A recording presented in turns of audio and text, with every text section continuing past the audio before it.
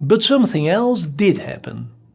Many sociologists, anthropologists and historians have used Elias's theory of the civilizing process as their point of departure for their own empirical and theoretical studies. Let me give you a few examples of studies that could have been done and a few studies that actually have been done.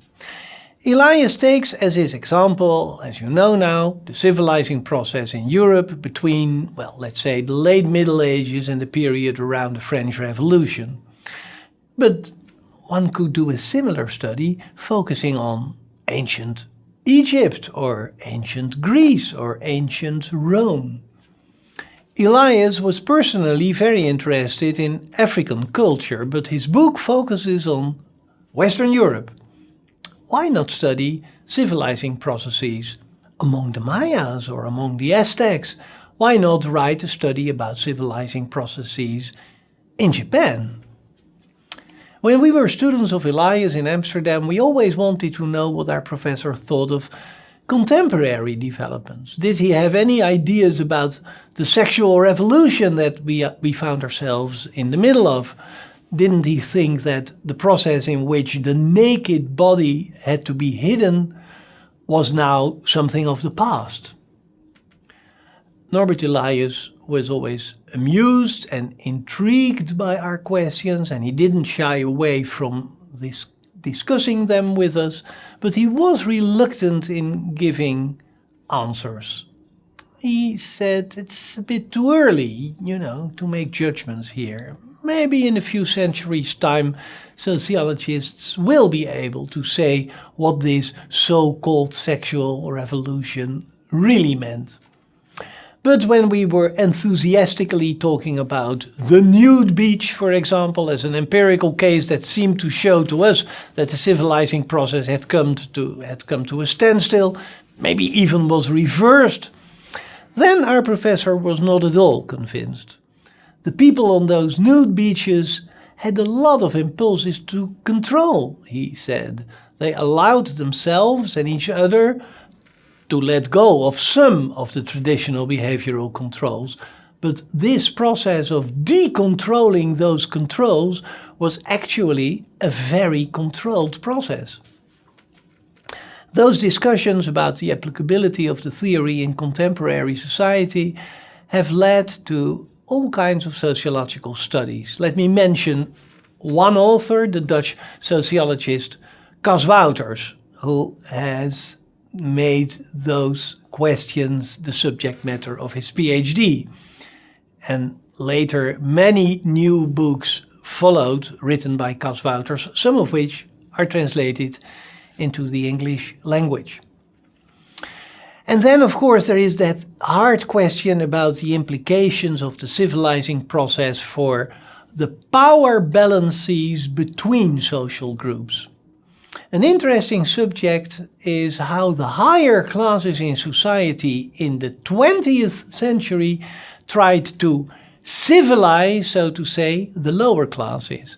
Elias said, you may remember that in the period that he studied, the process of civilization was not organized, unplanned, not steered by anyone in particular.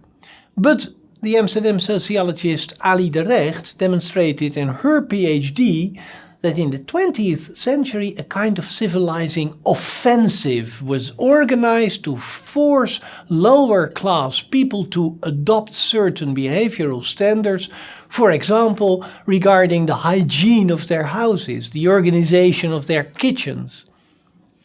But the civilizing process also had an influence on the power balance between men and women, and also, very important, on the power balance between older people and younger people. For example, the balance between parents and their children, or between teachers and their pupils. Of course, this is a very interesting subject for research. Even the long-term changes in the way in which people in the West have been treating non-human animals is a topic that can be studied with the help of hypotheses that are derived from Elias's theory. And finally, there is the very dark subject of the relationship between processes of civilization or decivilization and the occurrence of state violence and even the persecution of minorities.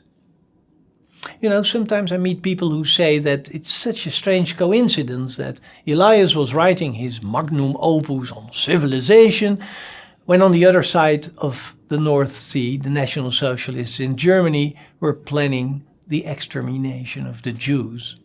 But I have the feeling that there is no coincidence here. Elias, writing in the second half of the 30s as a refugee in London, wanted to understand civilization and the conditions under which it may break down. He studied the forces that produce civilizing processes and implicitly also the forces that might lead to decivilization. And in a way, I find his book not so very reassuring, however pacified we may have become. The pleasure in killing people is never far away. I think that Elias thought of what was going on in his home country when he wrote the following sentence. And immense social upheaval and urgency, hastened by carefully concerted propaganda, are needed to reawaken and legitimize in large masses of the people the socially outlawed drives, the joy in killing and destruction that have been repressed from everyday civilized life.